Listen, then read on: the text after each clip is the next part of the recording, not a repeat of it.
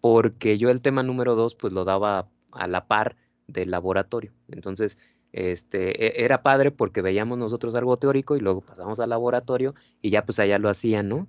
Ahora pues se va a complicar un poquito, pero al menos con ustedes pues vamos a tener esa facilidad de poder ir una semana, ¿no? En dado caso. Muy bien.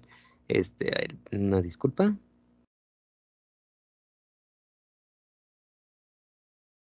Ah, ok, ya. Eh, Santo Dios. Entonces, pues por eso, ¿no? Van a ver ustedes unas cosas teóricas y ya posteriormente, pues ya las verán un poquito más allá en la práctica. También nos acercamos, digo, nos acercamos ya también a fechas en que empecemos a hacer algunas cosas. Mi idea es, pues sí, hacer algunos medios de cultivo en casa previo a que vayamos al laboratorio. Una, para que nos distraigamos, ¿no? Pues para hacer algo ahí en casita diferente, ¿no? A lo que normalmente hacemos y extender un poco más la experiencia del laboratorio. Y dos, porque me interesa, me los van a tirar, ojalá que no, porque puede ser peligroso, Pedro. Me interesa también que más o menos identifiquen cómo hacer un medio de cultivo cuando lleguemos al laboratorio. O sea, que ya en el laboratorio, pues les sea más sencillo saber cómo vaciar, cómo sembrar o algo por el estilo, y que ya no nos lleve tanto tiempo tener que explicar, ¿sale? Entonces vamos a tener por ahí unas semanas previas de laboratorio virtual, donde sí haremos algunas cosas de cara a lo que podamos llegar allá. Solamente que nos den pues bien, pues cuando nos toca, ¿no? Eso es para esperar para poderlo programar en tiempo y forma. Muy bien. Entonces, pues por ahora vamos a terminar el tema número 1, el día de hoy, en esta tarde. Y bueno, nos habíamos quedado viendo lo de taxonomía, características que tenían que ver con taxonomía. Ahora, pues ya hablando un poco más general, ¿qué importancia tiene la taxonomía? Pues yo creo que más o menos identificamos, ¿no? Yo creo que más o menos estamos conscientes de esto, qué beneficios puede traer. Primero, lo de organizar la información de los organismos, ¿no? Imagínense, de cada organismo, un microorganismo, ya no nos vamos a organismos multicelulares, sino los microorganismos. De una bacteria, por ejemplo, la que decíamos hace rato, Allochromatium warmingi, toda la información que se tiene, y esto es poco, ¿eh? Lo que ven ustedes en esta tablita es poco a lo que seguramente se conoce de ese microbio, de esa bacteria.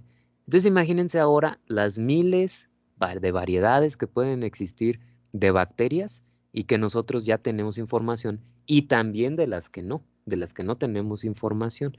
Entonces, evidentemente sería muy complicado nosotros, pues, pues buscar información acerca de una bacteria si no estuvieran clasificadas estos organismos y si no supiéramos cada rango taxonómico que conlleva, ¿no? ¿Qué características conlleva justamente ese microorganismo? Entonces, la organización es el primer aspecto. Clasificar la información de forma precisa, ¿no? Es como un archivo de mucha información, muy útil, disponible para todos, para en el momento que yo quiero trabajar con un microorganismo, pues ahí automáticamente yo lo busco y ahí está, ¿no? Está listo.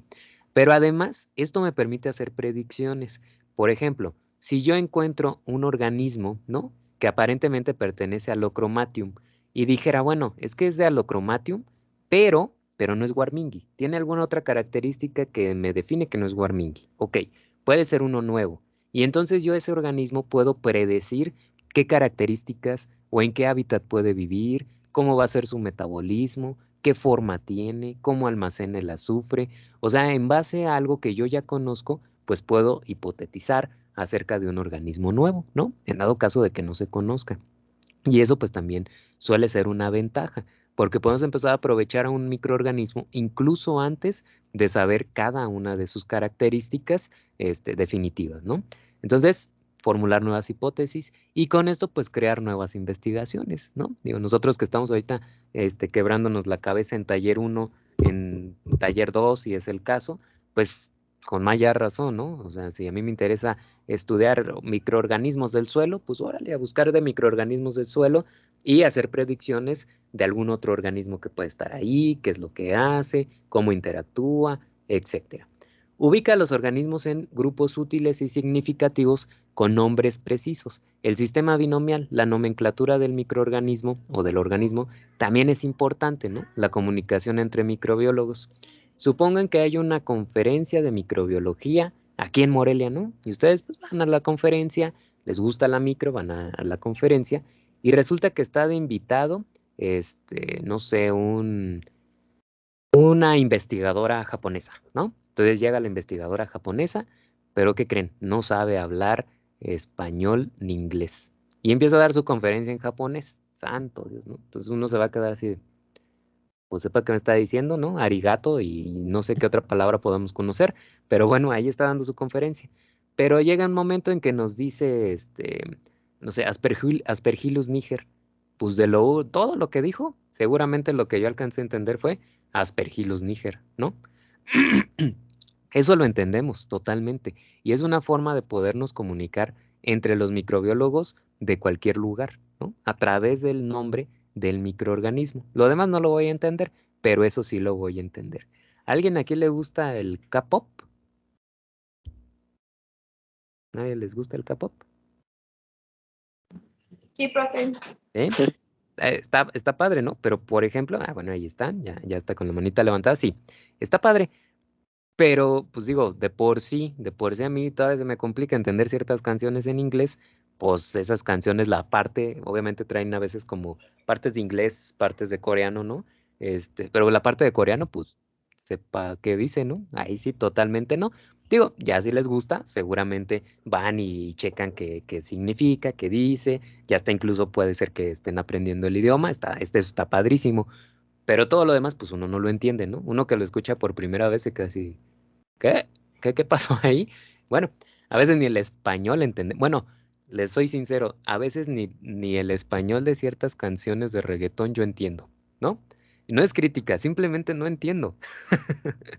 Hay veces que estoy escuchando una canción con mi novia y le digo, ¿qué dice? No entiendo qué dice. Y me dice, dice esto y esto y esto y esto, ¿no? Y así me dice, no, tal y tal. Ay, escucha. Y yo, no manches, no le entiendo. Pero bueno, ok, ya nada más es un ejemplo para que les cause gracia. Soy lento en el, ¿cómo se dice? En el oído seguramente para las canciones, porque no, a veces no entiendo, ¿no? ¿Qué es lo que dicen? Pero bueno, ahí está, ¿no? Si, por ejemplo, en una canción de estas dijeran Aspergillus niger, pues eso sí lo entiende uno luego, ¿no? Ya sabes que es un hongo y que te estás comunicando de esa manera. Me estoy yendo a ejemplos así, pues muy, no sé, ciencia ficción, ¿no? Nada que ver. Bueno, no sé si hay un microbiólogo rapero en japonés o en coreano, estaría padre. Pero me refiero más a cuando nosotros nos comunicamos científicamente en artículos de investigación, ¿no? Entonces puede ser que sí, yo utilizo Aspergillus niger, por ejemplo, para sintetizar un antibiótico y que alguien en otro país, en otro lugar, no sé, en Egipto, por ejemplo, una científica, una microbióloga, pues de repente empezó a utilizar Aspergillus niger, no sé, para biorremediación o para otra cosa que no tenía que ver con el área, ¿no? Con el área clínica probablemente. Entonces, como no es mi área de trabajo, puede ser que yo empiece a leer acerca de su artículo y no entienda, ¿no? No entienda. Pero como sé que está Aspergillus niger, pues puede ser que yo empiece a tratar de buscar más información al respecto para poder crear pues un mayor panorama acerca de este microorganismo. Entonces, nos permite la comunicación entre los microbiólogos. Y finalmente, pues es esencial para la identificación, ¿no? O sea, puede ser que yo encuentre un microorganismo y diga, uy, híjole, este no se conoce nunca, nadie lo ha nombrado, y entonces yo le tengo que poner mi nombre, ¿no? Puede ser, puede ser. Si ustedes logran descubrir un microorganismo, pueden ponerle nombre. ¿Qué es lo único que podemos ponerle nosotros? Hace ratito nos lo dijeron en lo del sistema binomial. Lo único que podemos poner nosotros es la especie. Es lo único, ¿no? El género, la familia, todo eso, no lo puedo poner yo. Ya va a entrar dentro de alguna clasificación o va a crear una nueva clasificación. Pero la especie sí la podemos poner nosotros, ¿no? Yo les decía en la historia, ¿quién fue? Creo que Weyenrink o Winogradsky, que le llamó a su bacteria, no me acuerdo qué nombre era o qué género, y después le puso Pasteuranium, ¿no? O sea, como en honor a Pasteur. Él decidió ponerle ese nombre, Pasteuranium, decidió ponerlo Winogradsky en ese momento. Creo que era Nitrobacter o alguna de esas. Entonces, él lo decidió. Bien le pudo haber puesto Nitrobacter winogradskini o algo por el estilo, ¿no? Entonces, cada quien puede nombrar a su microorganismo, si es que descubre uno, como uno quiera, ¿no? Entonces, yo podría descubrir una, yo estoy mucho con levaduras, yo estudio mucho levaduras, entonces una Cluiberomyces, no sé, por mi apellido Martínez, Martinolis, ¿no? O algo así. Entonces vayan pensando, ya al ratito me dicen cómo le pondrían de especie a su microorganismo. A ver, al ratito vemos cómo le pondrían ustedes. El mío sí sería como Martinolis, ¿no? Cluiberomyces martinolis. Suena acá padre, ¿no? Digo, porque con la que trabajaba yo era Cluiberomyces marcianus. ¿Alguien le puso marcianus? ¿Quién sabe por qué? Quizás se apellidaba Marx o quizá era fanático de los marcianos, no sé, pero le puso marcianus, ¿no? Entonces yo le puedo poner como se me dé la gana. Ahí está. Entonces ya yo le pondría martinolis. Ahorita me cuentan ustedes cómo le pondrían. ¿Qué características tomamos en taxonomía? Hay características clásicas y moleculares. Las clásicas, digamos, las seguimos utilizando y surgieron antes del desarrollo o del descubrimiento o de la diludación, más bien, si dije bien, dilucidar, dilucidación, ¿no? Santo Dios, ya no sé cómo hablo. Dilucidación probablemente de la molécula del ADN, ¿no? Porque no es que, bueno, a veces a mí eso del descubrimiento me suena, pues sí, algo que ya estaba y ya se observó por primera vez, puede ser, pero no sé cómo, me suena un poco a veces como a creación, ¿no? Entonces, más bien es darse cuenta de que algo ya era así, ¿no? Ya estaba ahí y ya era así. Entonces, en la molécula del ADN, 1953, con Watson y Crick, que en realidad no fueron los que hicieron los experimentos, pero juntaron todas las herramientas para decir que así era el ADN y luego se constató. A partir de ahí nacen las características moleculares, pero nuevamente las clásicas no quiere decir que no las sigamos utilizando, sí las seguimos utilizando. ¿Qué viene dentro de esas características clásicas? La morfología, por ejemplo, ¿no? La morfología. Y yo creo que aquí, pues, yo creo que sí lo identificamos rápidamente, ¿no? El describir cómo es una célula es importante, la forma, el tamaño que tiene la célula. Si es una partícula, luego lo decimos es un virus. Si es un poquito más grande, pero menos que una célula eucariota, es una bacteria. Entonces luego uno puede identificar con el tamaño. Morfología de las colonias, ¿no? Aquí, por ejemplo, si tú las haces crecer en un medio de cultivo sólido, pues cómo crece la colonia, si es redondita, si es irregular, si es rizoide, características que veremos más adelante. Características ultraestructurales, bueno, también, si yo la veo al microscopio, o si por ejemplo es un hongo macroscópico, como las setas, ¿no? Como los champiñones, pues, tú vas al campo y ves ahí un hongo, y pues no todos los hongos son iguales, ¿no? Algunos son más alargados, sobre todo ¿cómo le llaman? El sombrerillo, ¿no? Que es la parte superior. A veces están más alargados, a veces más chatos, abiertos, a veces están como invertidos, como una sombrilla, si la avientas para el otro lado, así se ven, ¿no? Como abierto hacia arriba. Entonces, todas esas características también entran en la morfología. Luego viene la tinción, ¿no? En la tinción, nosotros podemos reconocer alguna característica estructural importante. Por ejemplo, hay protozoarios, estoy hablando de células eucariotas, que se mueven a través de flagelos y otros protozoarios que se mueven a través de cilios, son estructuras de movimiento.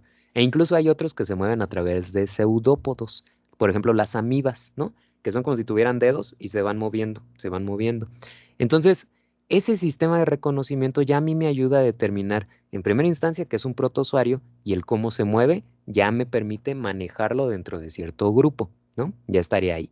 Muy bien. Cilios y flagelos, bueno, forma parte de lo mismo y cómo se mueve el mecanismo de motilidad. Si hablo de bacterias, por ejemplo, si forman endosporas, si son organismos endosporoformadores, es decir, estructuras de alta resistencia, me delimita muchísimo dentro del mundo de las bacterias. Y además, ¿en qué zona de la bacteria nace la endospora? Se crea la endospora, también me ayuda a clasificar, ¿no? Entonces es una buena forma de clasificar. La localización de las endosporas, como les acabo de mencionar, sean endosporas o sean esporas de reproducción sexual o asexual, ¿no? Porque la primera, la de arriba, endospora, hace referencia a bacterias, ¿sí? Solamente bacterias. Pero cuando hablo de esporas, hablo de un tipo de reproducción que aplica para bacterias, para algas o para hongos, ¿no? Entonces ahí aplica para los tres, ¿sí? Son estructuras de reproducción. En el otro caso son estructuras de resistencia. Inclusiones celulares, si adentro tiene azufre, si no tiene azufre, u otra cosa.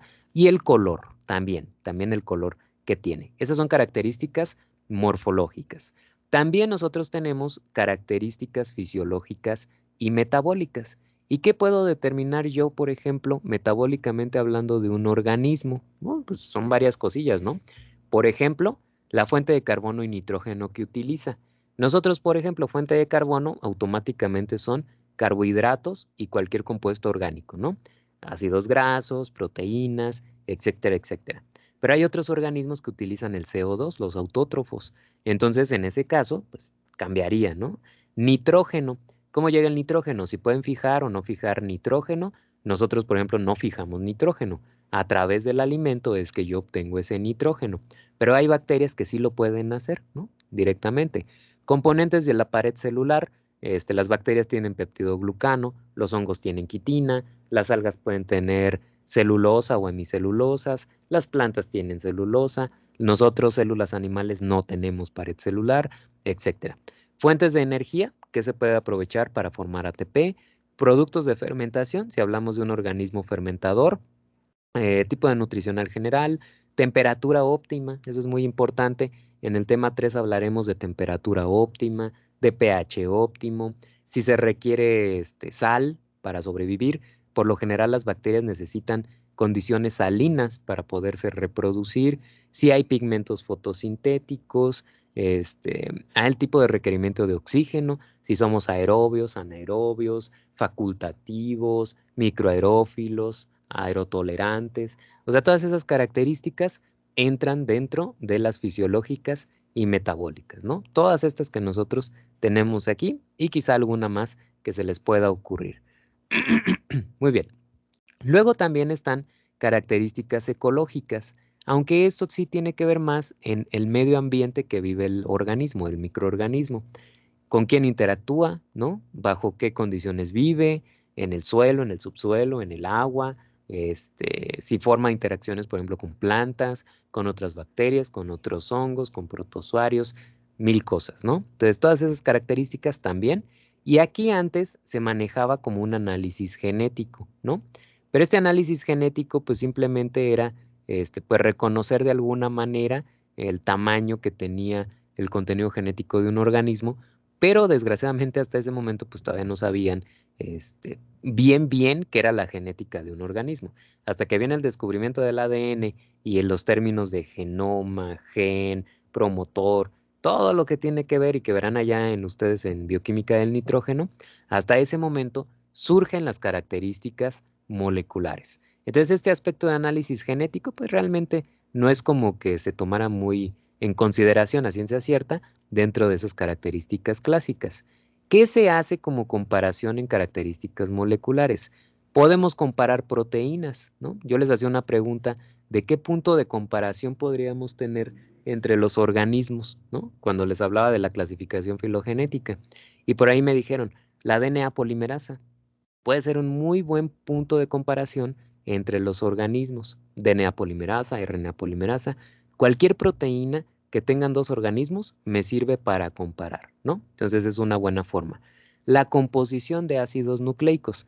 La composición me habla, pues realmente yo tengo que saber qué cantidad de adeninas, timinas, guaninas y citosinas tiene un determinado organismo, así tal cual, ¿no? Por lo general, eso yo lo expreso en el porcentaje guanina-citosina, que es la fórmula que ustedes ven en la parte de abajo, ¿no? Esto me expresa entonces qué porcentaje hay de guanina y citosina dentro del genoma de un microorganismo, pero me da cierta información. Ok, ¿cuántos puentes de hidrógeno existen entre guanina y citosina y cuántos entre adenina y timina? ¿Se acuerdan de ese dato?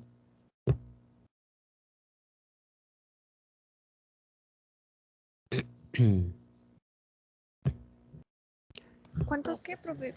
¿Cuántos puentes de hidrógeno se dan entre guanina y citosina y cuántos entre adenina y timina?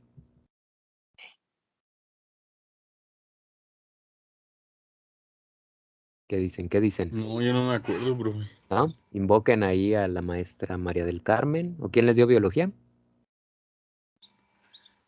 Ramiro. Ahí me dio Ramiro. Ramiro. Invoquen a Ramiro. Que les diga la respuesta. ¿Ok? ¿Quitan? Ahí está, aguas, aguas, porque te va a regañar en bioquímica del nitrógeno. No le diga. Muy bien. Entre adenina y timina hay 2 puentes de hidrógeno, entre guanina y citosina hay 3 puentes de hidrógeno, ¿sí? ¿Por qué nos vamos al contenido guanina-citosina? ¿Qué significa eso? Ok, si el contenido guanina-citosina es alto, quiere decir que hay mayor cantidad de puentes de hidrógeno que mantienen unido a las 2 hebras de ADN y que por lo tanto es más difícil separar las 2 hebras de ADN, ¿sí? Porque tienen más puentes de hidrógeno, más uniones. Si el contenido de guanina-citosina es bajo, quiere decir que predomina la adenina-timina y entonces solamente hay 2 puentes de hidrógeno entre cada interacción adenina-timina. Por lo tanto, es más fácil separar ese contenido genético. Nos habla de estabilidad del ADN. No quiere decir esto que por tener mayor contenido de guanina-citosina es mejor. No, no, no, no. Depende del hábitat en que vive un organismo.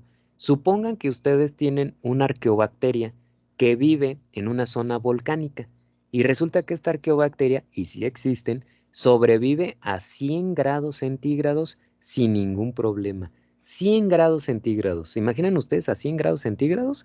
Ya nos deshicimos, ¿no? Totalmente. O sea, ya estamos todos por ningún lado. Esa bacteria a esa temperatura vive, ¿ok? ¿Qué esperaríamos de esa bacteria con su contenido genético? Además de muchas otras cosas. Entre ellas es que el ADN tenga gran cantidad de guanina y citosina para que el ADN sea más estable. Porque si no fuera de esa manera, la misma temperatura rompería los puentes de hidrógeno y abriría la cadena de ADN. Y eso traería potenciales mutaciones a la cadena de ADN. Y con eso la célula se petateó, ¿no?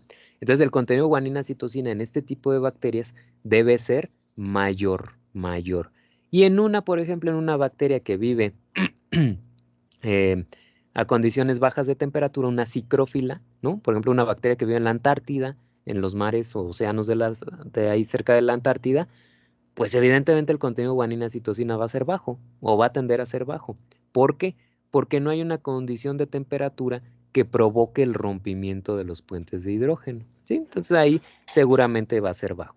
Y eso sí nos da información, ¿no? A final de cuentas. Muy bien. Está la hibridación de ácidos nucleicos. La hibridación de ácidos nucleicos era una herramienta que se usaba mucho antes de la secuenciación, ¿sí? Ya actualmente la hibridación casi no se hace y más bien pasamos a la secuenciación. La hibridación era una manera de saber un aproximado de qué relación existía entre un organismo y otro, simplemente por empalmar la molécula de ADN de un organismo y el otro, ¿sí? ¿Qué es lo que se hacía normalmente? Ok, aquí lo tenemos. Muy bien. Nosotros partimos de que hay cadenas de ADN, como ustedes pueden ver ahí. Supongan que mezclamos el ADN de un organismo que no tengo identificado, supongan que son las 2 hebras de arriba, y dos copias del organismo que sí tengo ya identificado, uno de referencia, ¿no? Por decir algo. Ok, tengo entonces una mezcla de ADNs. Yo hago una elevación de temperatura, así como les digo lo de la arqueobacteria, ¿no? La elevación de temperatura va a provocar que las 2 hebras de ADN se abran, se están rompiendo los puentes de hidrógeno y por lo tanto se abren las 2 hebras y quedan separadas una de la otra, ¿no? Entonces yo voy a ver en un segundo punto puras moléculas de ADN de una sola cadena, sin interactuar con la otra cadena. Pero la ventaja con el ADN es que si tú vuelves a disminuir la temperatura, se vuelven a cerrar y a interactuar por complementariedad las cadenas de ADN. Evidentemente va a haber cadenas que interactúan con su misma molécula que a la cual antes estaban unidas, ¿no? Y se vuelve a cerrar el ADN. Pero si yo tengo una mezcla de organismos, de ADN de organismos, imagínense que interactúa una hebra de un organismo con otra hebra del otro organismo. ¡Pum! Se pegan, ¿no? Va a haber un porcentaje de hibridación. ¿Qué quiere decir eso? Que en cierta medida se van a unir hasta cierto punto, pero también va a haber algún momento en el que no sean complementarias. Y entonces yo voy a obtener un apareamiento de este tipo, ¿no? Va a haber zonas en las que estén apareadas, pero zonas en las que no. Y esto es medible, ¿sí? Yo puedo saber qué porcentaje de la molécula se alcanzó a aparear y qué porcentaje de la molécula ya no se apareó. Antes se hacía de esta manera. Y de esa forma, por ejemplo, si te decía, no, pues un 80%, Son organismos relacionados, pero seguramente no pertenecen ni a la misma familia, ni clase, ni nada, ¿no? Pero si te dicen, se parecen en un 95%. Por ejemplo, Shigella, Salmonella, Escherichia coli, ¿no? Las que causan enfermedades ahí en el mercadito de los miércoles del TEC. Ese tipo de bacterias, por ejemplo, tienen un contenido genético cercano al 95-96% de hibridación. Imagínense, se parecen muchísimo. Por eso las tres nos atacan casi de la misma manera, ¿no? A final de cuentas. Entonces, eso ya me indica que pertenecen al mismo género, a la misma familia, al mismo filum, a la misma clase, al mismo dominio, evidentemente. Lo que probablemente cambia es la especie, ¿no? Probablemente la especie es lo diferente, quizá el género, pero ya sé yo que de esa manera se parecen mucho estos organismos, ¿sí? A través de la hibridación. Muy bien. ¿Alguna duda hasta aquí? Ya vamos a terminar mi parte del día de hoy, ¿sí? Sí, profe. Dime, Pedro. Bueno, no sé si está algo difícil. Ajá. ¿Qué determina que el ADN tenga actividad biológica? Que el ADN tenga actividad biológica, mm, pues el hecho de que se pueda transcribir. No es tanto el ADN, sino más bien las enzimas alrededor de ellas, ¿no? Como las RNA polimerasas. Antes necesita ya de las enzimas. Sí, sí, definitivamente. Así es. Yo tengo otra pregunta, profe. Dime. ¿No ve que dijo que a cierta temperatura el ADN se separaba y quedaba solo? Ujú.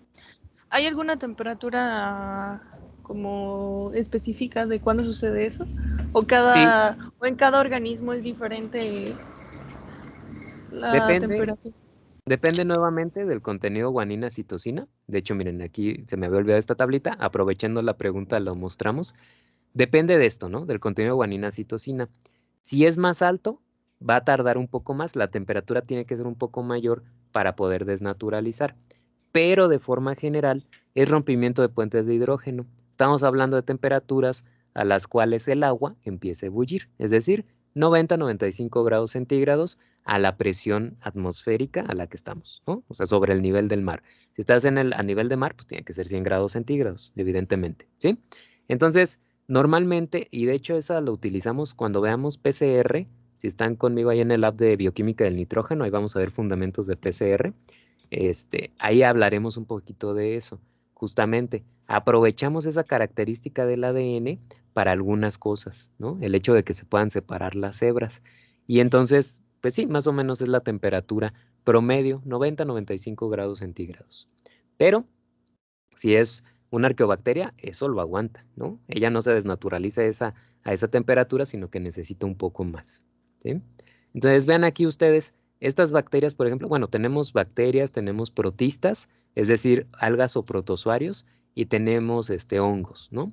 Entonces, vean cómo es de variable ese contenido, guanina, citosina. Realmente es muy variable, ¿no? Si nosotros vemos, por ejemplo, bacteroides, puede ir desde 28 en algunas especies a 61 en otras, ¿no? Entonces, difícil poder comparar una bacteroide con otra bacteroide, ¿no? De diferente especie.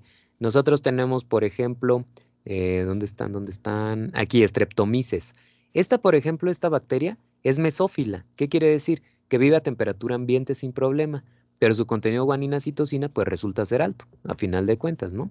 Y por ejemplo, algunas de las que les comentaba, como Thiobacillus, ¿no? Que normalmente son bacterias que viven a temperaturas más altas, pues de un 68% es lo mejor que ellas pueden tener. O acá Mixococcus, un 71%. Es muy variable, ¿no? El contenido de guanina, citosina. Y en fungi, por ejemplo, pues también podemos tener algunas altas.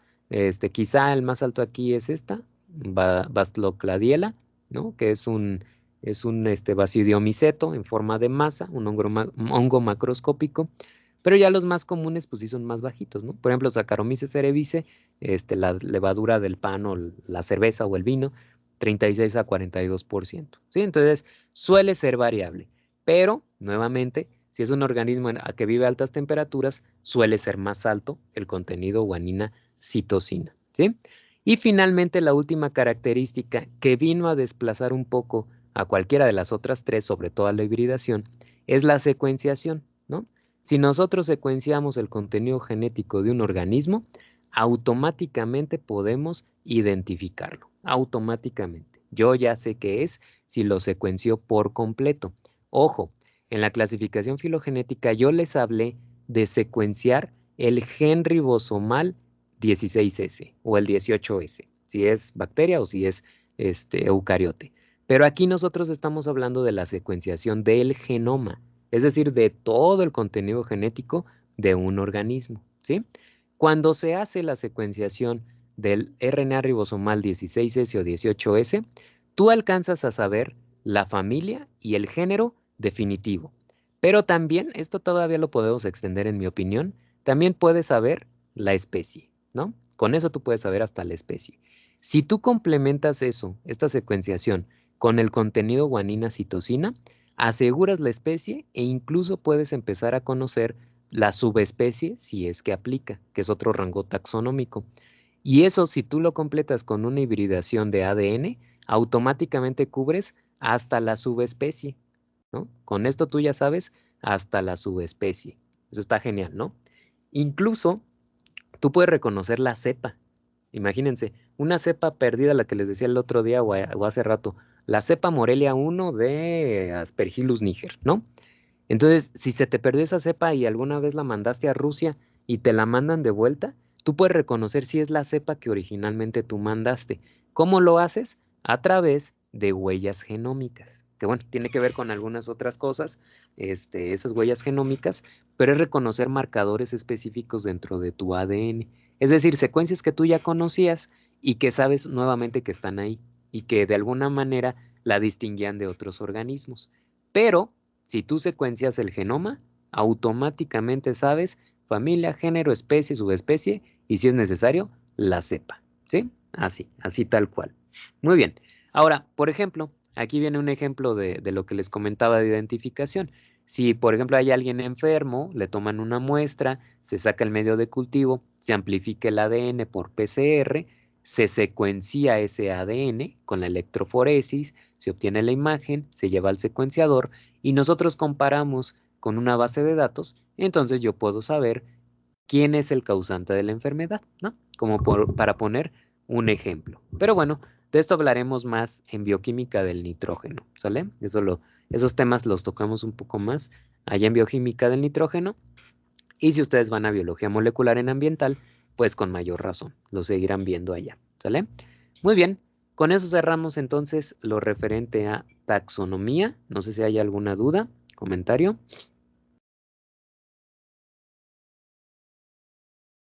Bien, perfecto. Y vámonos a la última parte de la unidad, que es la importancia de la microbiología. Y para esto, pues tenemos nosotros las infografías, la actividad de las infografías. Les pediré entonces que, puede ser como ustedes decían, de decirme, no, yo empiezo, nosotros empezamos, nuestro equipo, bla, bla, bla. Y puede hablar nada más una o dos personas, como ustedes vean, del equipo, platicándonos de cómo influye la microbiología dentro de estas áreas, ¿sale? Muy bien, vamos a ver cuántos alcanzamos. Si no alcanzamos todos el día de hoy, no pasa nada. El lunes terminamos. El anuncio es que en el examen no viene nada de sus infografías, ¿no? Como ya les había yo comentado. Entonces no pasa nada. Ustedes pueden empezar a estudiar de lo demás sin ningún problema. De esto no viene en el examen. Pero sí tenemos que evaluar, autoevaluar y coevaluar a nuestros compañeros y a nuestras compañeras. Eso sí, ¿sale? Entonces ya saben cómo evaluar. Ya aquí en mi pozolito lo estuvieron evaluando hace rato. Entonces también ya estuvieron evaluando a algunos de sus compañeros. Muy bien. ¿Qué equipo quiere empezar?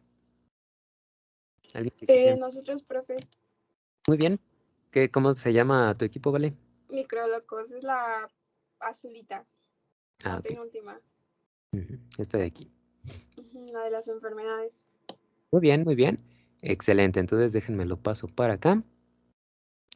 Y esto lo pongo en pantalla completa. Ahí está. Déjenme ver si todavía puedo. Sí, ahí está. Muy bien. ¿Lista? Ujú. Ok. Bueno, pues nosotros nos tocó el tema de la importancia de la microbiología en las enfermedades y mi equipo se llama Microlocos. Sí. Bueno, nosotros decimos que pues en el ámbito de la salud y la medicina La microbiología es de gran importancia ya que se encarga de estudiar los microorganismos patógenos como los hongos, los virus, los parásitos y bacterias que pues pueden generar alguna enfermedad en el ser humano. Y además que a partir de esta pues podemos estudiar lo que son las enfermedades infecciosas que padece cualquier paciente como nosotros, y pues gracias a ellas se logra determinar cuál es el tratamiento pues más adecuado para cada enfermedad. La primera enfermedad que nosotros mostramos como ejemplo y que se nos hizo muy interesante se llama tripanosiniasis africana, y esta pues se define como enfermedad del sueño. Y más que nada pues estuvimos así viendo varios documentales y decía que en el 2010 fue cuando más estuvo presente esta infección. Se da a través de la la mosca tsetse, algo así, no me acuerdo muy bien cómo la pronunciaban, y pues afectaba mucho en lo que son las zonas remotas de África subsahariana. Esta pues se desarrolla en 2 fases. La primera fase es cuando te da como que lo más leve, que es fiebre, dolor de cabeza, dolor en articulaciones. Y ya la segunda fase, que ya es la fea, la que sí pega duro, que es la neurológica, es donde el parásito pues atraviesa la barrera ¿cómo era?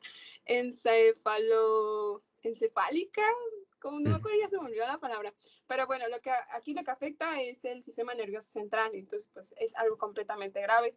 El tratamiento pues se utiliza en 2 etapas. El primero es pues la pentamidina y la suramina, y la etapa 2 ya es el melarsoprol, la eflorintina y lo que es el nifurtimox. Y bueno, pues prevención, no hay prevención. Lo único que sí decía era que pues evitar el contacto con la mosca, que pues a veces es complicado porque pues es un animal que vive, que no podemos controlar, ahora sí que en esa región de la África. Y la número 2 que nosotros investigamos pues fue el dengue. El dengue pues ha estado muy de moda últimamente. Esta pues se transmite por medio del mosquito Aedes, y algo que me recalcó mucho es que se transmite solo por la hembra. Entonces, pues sí, se me hizo interesante saber eso, ¿no? Entonces, más o menos no me acuerdo en qué año fue cuando hubo más casos, pero eso sí es que la OMS dijo o mostró que había como 390 millones de infecciones al año, que eso se me hizo muchísimo. Y pues aquí lo que pasa es que la persona, cuando tú te infectas del dengue, la persona adquiere como un tipo de inmunidad, pero solamente del dengue que sufrió, porque ya hay muchísimos dengues. Eso sí les digo, antes nada más había como 2, y ahorita ya hay 3 tipos de dengues. Uno que se llama sin síntomas, bueno, así lo tienen clasificado, del dengue sin síntomas, dengue con síntomas y dengue grave. El grave ya es el que de verdad te da de todo. Yo la verdad lo relaciono mucho con lo que estamos sufriendo ahorita, que es el COVID, porque sí, o sea, cuando te da COVID, pues lo pasas y te va bien, lo pasas y pues tienes como cierta inmunidad durante un buen tiempo, pero pues si te enfermas ya de la siguiente cepa o de la siguiente mutación, pues ahí sí no hay nada que te pueda prevenir, ¿verdad? Las fases del dengue son 3. La febril, que pues es entre los primeros 7 días, donde tú tienes fiebres, malestares, cosas pequeñas, por así decirlo, y pues nada más necesitas como que al reposo, una buena hidratación y pues atención médica, ¿verdad? La segunda pues es la crítica, y que ya es después de los 7 días, donde tienes los mismos malestares, pero no se te quitan. Y ahí sí es cuando debes estar pues como que alerta de los síntomas ya de la fase grave, que es cuando te da vómito, hinchazón, era dolor abdominal y irritabilidad. Y pues para estos tratamientos, aquí nosotros pusimos que no hay un tratamiento específico, pero en el 2019, bueno, es que hay muchas lecturas, eso sí, estuve leyendo mucho y decía que 2019, otras páginas decía que el 2020, entonces como que no hay nada así concreto o algo que la Organización Mundial de la Salud haya dicho que ya desde ahorita se utiliza, pero pues hay una vacuna que se llama Dengvaxia, y pues esta se supone que lo único que hace es sensibilizar los síntomas y pues evita la muerte, ¿no? Pues nada más sé que fue aprobada por la Administración de Alimentos y Medicamentos, que es de la FDA, pero en Estados Unidos, y que nada más lo estaban utilizando de 9 a 16 años. Entonces, pues como que todavía no tiene un gran impacto social. Me gustaría pasar a la 3, profe, gracias. Ujú.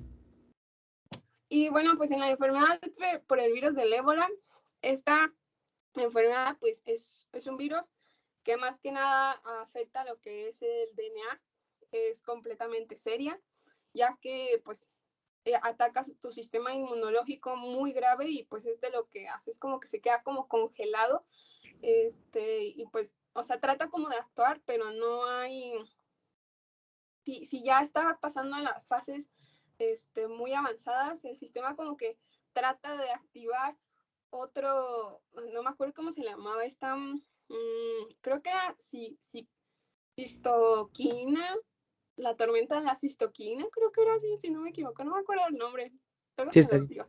Ajá, y eso lo que hace es como que trata de mandar a todo el sistema inmunológico de enfocarse en una misma parte, pero lo malo es que la ébola no nada más ataca como una parte del cuerpo, sino que se va expandiendo. Entonces, pues sí, es algo grave. Y otra cosa, un dato interesante es que en la Organización Mundial de la Salud reportó que 6 de cada 10 personas que son infectadas de ébola, pues mueren. Pero también hacía la comparación con una gripa normal. Y pues sí, no era, ahí sí van dando como que el roce entre esas dos. Bueno, los síntomas de lo que son la enfermedad de ébola, pues es la fiebre, dolor de cabeza, dolor muscular, los escalofríos, y pues puedes más bien sentir lo que es vómitos o tos con sangre.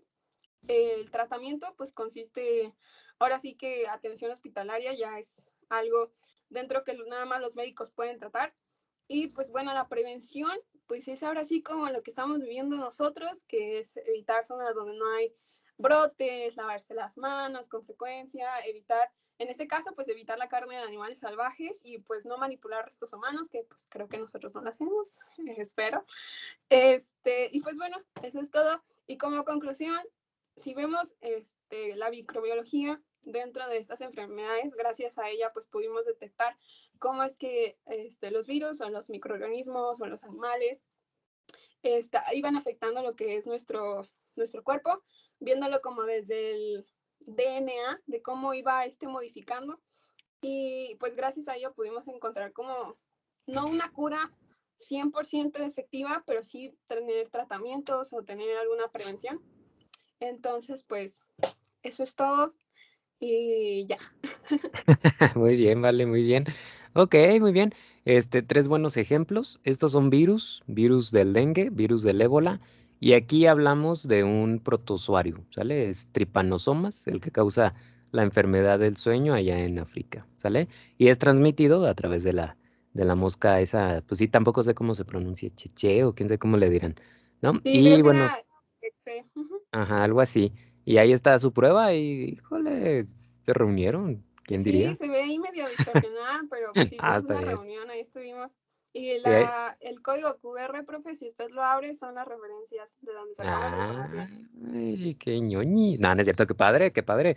Muy bien, haciendo uso de la tecnología. Muy bien, me parece perfecto. Ahí está acerca de las enfermedades, la microbiología y las enfermedades con 3 muy buenos ejemplos. Digo, hay para cortar, ¿no? En este ámbito, la verdad, pero está súper bien. Estos están muy bien. Ay, ¿por qué dejé de compartir? Perdón. Están perfectos estos ejemplos que han manejado. Muy bien, denme un segundito, listo. Entonces ahí van sus aplausos, muy bien equipo, microlocos son, ¿verdad? Qué nombrecito se avientan ustedes. Ok, excelente. Seguimos entonces, ¿quién quisiera seguir? ¿Qué equipo quisiera participar ahora?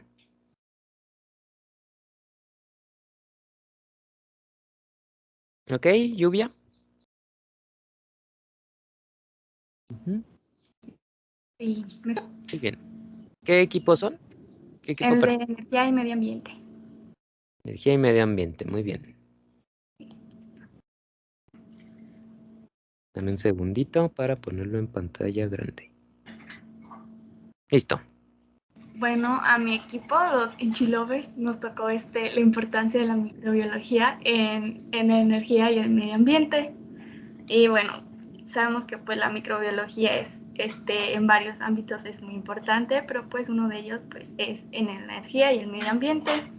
Bueno, también sabemos que pues la microbiología estudia los microorganismos y pues actualmente, como el equipo pasado habló sobre que también pueden los microorganismos causar enfermedades, pues también juegan papeles ecológicos muy importantes para nuestro planeta, como la transformación y reciclado de la materia orgánica.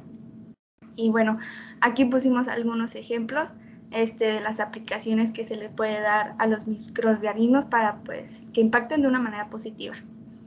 Y uno de ellos es el biocombustibles, donde pues algunos microorganismos pueden producir biocombustible por medio de vías anaerobias. Y bueno, ahí pusimos unos ejemplos, pero no los digo porque no los sé pronunciar bien.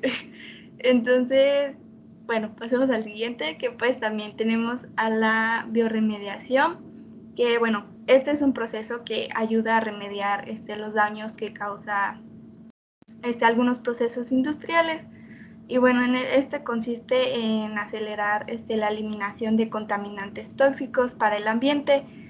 Y bueno, en sí se utilizan microorganismos como las bacterias y hongos que pues puedan soportar pHs extremos o lugares con alto contenido de sustancias tóxicas. Y bueno, también este proceso se puede utilizar para extraer oro y cobre que se encuentran pegados en piedras de las minas.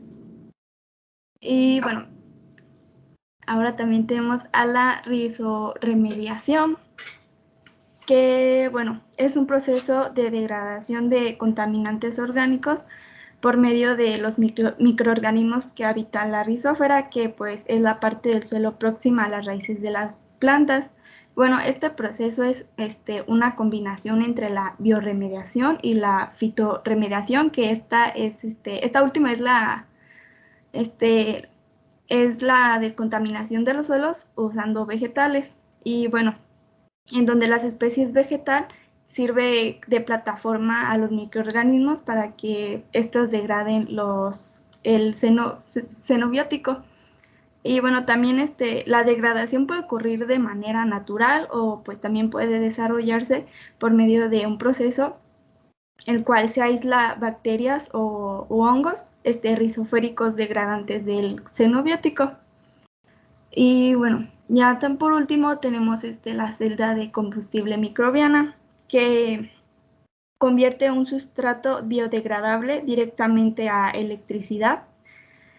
Y bueno, esto ocurre gracias a que las bacterias a través de su metabolismo transfieren electrones desde un donante a un aceptor de electrones. Y bueno, debido a que en este proceso no hay una combustión implicada, las celdas de combustible microbiano no contaminan y pues ayudan a reducir esta contaminación. Y también ya que su fuente de combustible pues es la contaminación orgánica. Y bueno, pues se lo pueden dar igual muchas más aplicaciones, pero pues estas fueron las que nos llamaron un poco más la atención. Y eso es todo. Gracias. Muy bien, Lluvia, muchas gracias. Y también a todo el equipo Enchilovers. Santo Dios, ven más. Enchilovers, qué nombrecitos se avientan. Muy bien, me parece muy bien, muy adecuado los que por ahí nos presentan. Ahí les mando también sus aplausos. Sí, biocombustibles, bioremediación, rizoremediación, que bien dijiste, es la mezcla. Y me parece muy bueno, ¿eh? Yo creo que aquellos que andan por ahí en temas ambientales le pueden entrar un poco a investigación en esta parte porque está muy interesante y digamos que está en crecimiento, ¿no? Todavía no hay así como algo ya bien específico o especificado, una base como tal que ya nos permita obtener energía eléctrica a través de microorganismos, pero yo creo que potencialmente se puede hacer de una muy buena manera, ¿no?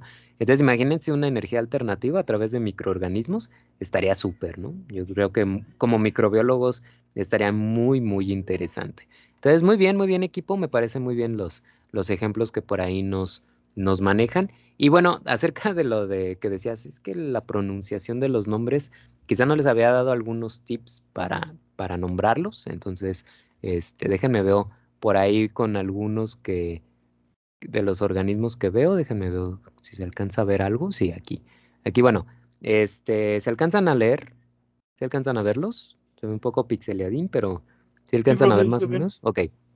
Por ejemplo, si ustedes ven CH, se pronuncia como K, ¿sale?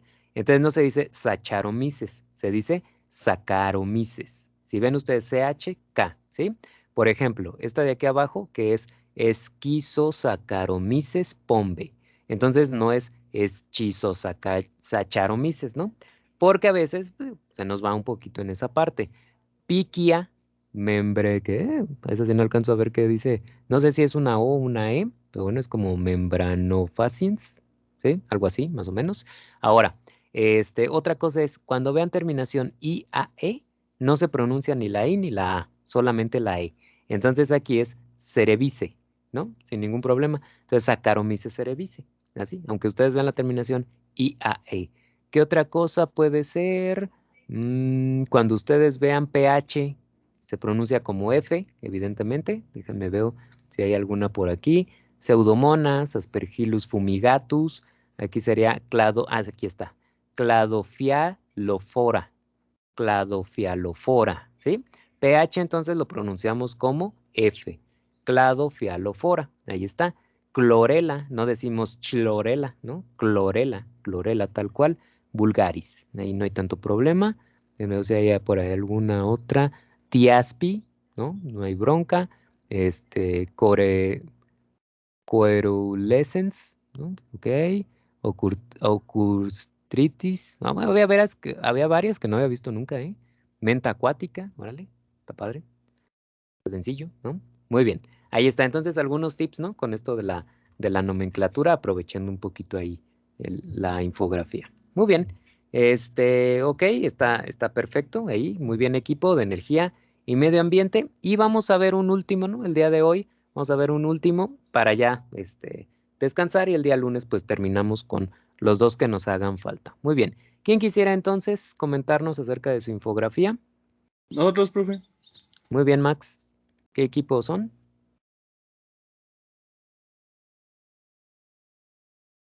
Doofenshmirtz malvados Ay, asociados. perdón, la agricultura, profe. Tenía mi micrófono apagado. Sí, no te apures. Doofenshmirtz. ¿Cómo se pronuncia eso? Nunca puedo pronunciar. Doofenshmirtz. Ok, muy bien. Ya mejor ni lo intento porque no me sale. Ahí está. Bueno, ahí está el máximo. Y listo. Ay, ya se me fue un poquito, ¿eh? Santo Dios. Bueno, creo que sí queda encuadrado. Muy bien. Bueno, nosotros vamos a hablar acerca de la importancia de la microbiología, pero esta vez en la agricultura. Como nosotros sabemos, pues la importancia que tienen los microorganismos en la naturaleza y sus relaciones con el hombre, pues es cada día más evidente. Cuando la agricultura tiene la necesidad de adoptar medidas para conservar los diferentes tipos de ecosistemas, pues los microorganismos utilizados son como utilizados, llegan a ser como biofertilizantes y se usan en gran medida estos. Y bueno, el desarrollo y uso de estos biofertilizantes se contempla como una importante alternativa, pues para la sustitución parcial o total de los fertilizantes minerales. Los beneficios que presenta en la agricultura pues pueden concentrarse como fitoestimulantes, porque estimulan la germinación de semillas y el enraizamiento de la producción de reguladores de crecimiento, así como vitaminas y otras sustancias. Y bueno, se puede dar como biofertilizantes o como mejoradores. Eh, los biofertilizantes incrementan el suministro de nutrimentos, ya sea porque su acción, por su acción como los ciclos geoquímicos, tales como lo estamos viendo en bioquímica, la fijación del nitrógeno, la solubilización de elementos minerales o la mineralización de compuestos orgánicos, o también como mejoradores. Bueno, nosotros nos vamos a centrar más en los biofertilizantes. El término biofertilizante pues tiene una gama de significado y de interpretación muy amplia, ya que representa desde microorganismos, abonos verdes y estiércoles, hasta extractos de plantas. Entonces podemos decir que son productos que contienen microorganismos y al ser inoculados pueden vivir ya sea asociados o en simbiosis con algunas plantas, a los cuales también ayudan a su nutrición y protección. Estos microorganismos pues se encuentran de manera natural en el suelo y abarcan diversos grupos, pero cabe recalcar que su población es afectada por el manejo del suelo y el uso excesivo de ciertos agroquímicos. No se conocía la existencia de las bacterias sino hasta 1683, cuando Leeuwenhoek las describió, y su utilización para estimular el crecimiento de las plantas pues se remonta todavía a muchos siglos atrás.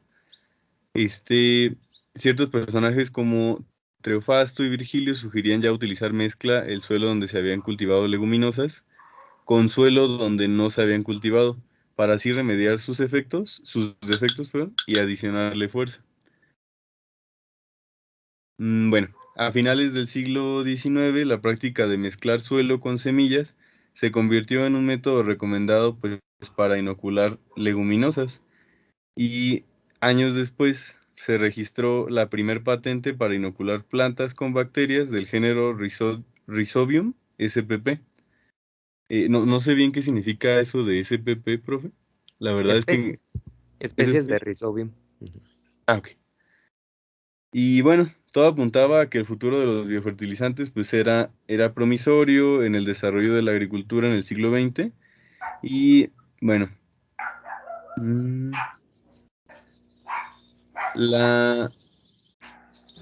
cabe recalcar también aquí que otra relación que podemos nosotros destacar entre la microbiología y la agricultura, pues radica en los microorganismos que son patógenos para las plantas, y los microorganismos que aparte son capaces de controlar a estos microorganismos patógenos. Hay microorganismos que son usados para transformar productos agrícolas primarios en productos de mayor valor agregado, sobre todo alimenticios. Y existen algunos que también ayudan al deterioro, a remediar el proceso de deterioro post cosecha. Y bueno, en el ámbito de la agricultura, pues los microorganismos son fundamentales para conseguir mantener un buen estado, como mencioné hace un momento, la fertilidad del suelo, para que también se desarrollen cultivos vigorosos y sanos. Y lo más curioso de todo esto es que siempre se han utilizado estas técnicas, pero no siempre el hombre ha sido consciente de que eran a base de microorganismos. Bueno, esto cada vez es más importante en el día a día y el consumidor va muy concientizado acerca de los beneficios de consumir productos ecológicos y sin pesticidas, ya que le permiten no solamente cuidar su salud, sino también, como mencioné, evitar un impacto agresivo en el medio ambiente. Los principales efectos... Ay, si le puede mover un poquito para arriba, por favor. ¿Para acá o para acá? Un poquito hacia arriba. Ahí está. Y bueno, los principales efectos de los microorganismos sobre la agricultura pues son la alteración del ciclo biológico de ciertos nutrientes.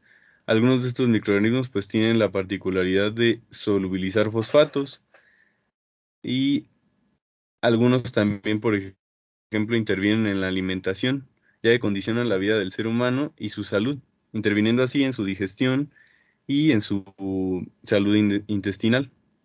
Promueven también la descomposición, ya que se encargan de descomponer los restos orgánicos del suelo, humidificando así la materia orgánica y liberando nutrientes, para que estos sean más fáciles de asimilar por las plantas. Nos ayudan también a la degradación de ciertos contaminantes. Y bueno, algunos también se dedican a la producción de sideróforos, perdón, los cuales son compuestos quelantes del hierro. Y bueno, estos microorganismos son capaces de producir este elemento para que el vegetal los tenga disponibles por si acaso los llega a necesitar. Y bueno, estas son solo algunas ventajas. Y años después surgió el área de la microbiología conocida como microbiología agrícola. Esta área pues aborda el estudio de los microorganismos presentes en agroecosistemas, ya sea suelo, planta y atmósfera. Y esta área involucra más que nada el conocimiento de las propiedades físicas y químicas del suelo, las que son determinadas por los procesos que conllevaron a la formación y evolución, así como los ciclos de los elementos importantes para la nutrición de las plantas. El entendimiento de las interacciones bióticas entre estos permite proponer estrategias coherentes para que la fertilización de los cultivos y el control de las enfermedades pues se vea bien, ¿cómo podré decirlo? Pues bien vigiladas, bien llevadas a cabo. Y bueno, por último, la ecología microbiana del suelo es una disciplina que también surgió años después. Igual si quiere hacerlo un poquito para abajo, profe, a la siguiente parte. Es una disciplina que estudia las relaciones bióticas y abióticas de las comunidades microbianas.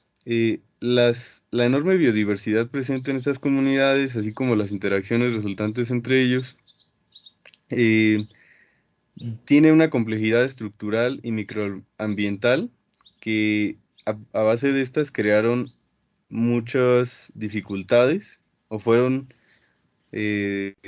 promoviéndose ciertas dificultades para el avance de esta rama en la microbiología, ya que la microbiología de suelos pues siempre estuvo impulsada y a la vez limitada por las posibilidades metodológicas que tenían. En este caso surgieron diferentes técnicas analíticas con la introducción de ciertas técnicas de transcripción, ya sea metagenómica o metatranscriptómica, y progresivamente el desarrollo de técnicas de análisis de datos más sofisticadas, como lo hemos estado viendo, como lo son pues las técnicas de cultivo, las técnicas de identificación de microorganismos. Y bueno, también mencioné que tiene un impacto en los ciclos biogeoquímicos, sobre todo los del nitrógeno, ya que constituyen pues más del 95% de la biomasa del conjunto de seres vivos, y son estos elementos los que nuestro cuerpo requiere para su desarrollo, mantenimiento y reproducción. Ok, bueno, pues ya el compañero nos dijo casi todo. Yo nada más les voy a hablar así rápido un poco acerca de las aplicaciones, porque en las aplicaciones también radican la importancia de la microbiología. Bueno, hay una que me llama mucho la atención, que es maíz BT, que viene de Bacillus thujensis, que es una bacteria que se descubrió que produce una toxina que mataba la plaga de maíz. Entonces se hizo un maíz transgénico que ahora es llamado maíz BT, que ahora este maíz produce la toxina que produce la bacteria para que cuando se lo coma la oruga se muera. Ahí está una pequeña imagen. Digo, en México son más rudimentarios y prefieren esparcir la bacteria en agua, en los cultivos. ¿Le puede bajar un poquito, por favor? Otros organismos de importancia biológica son los hongos micorrizos. Micorrízicos. Bueno, estos hongos tienen relaciones simbióticas con las plantas de los ecosistemas. Conjunto de estos hongos generan lo que se conforma el micelio. El micelio es de suma importancia biológica, ya que mediante eso se pueden comunicar unas plantas entre sí, y sobre todo los árboles, en los que han generado relaciones de mutualismo, en las que ambos obtienen beneficios. El hongo le proporciona nutrientes a las plantas y los árboles, y ellos les proporcionan agua y humedad para que sobrevivan durante todo el año. Además, como dato curioso, si un árbol está enfermo o si a un árbol le falta agua o le falta nutrientes, mediante el micelio se pueden comunicar entre ellos. Otros organismos de una gran importancia biológica en los ecosistemas son las bacterias diazótrofas, mejor conocidas como las bacterias fijadoras de nitrógeno.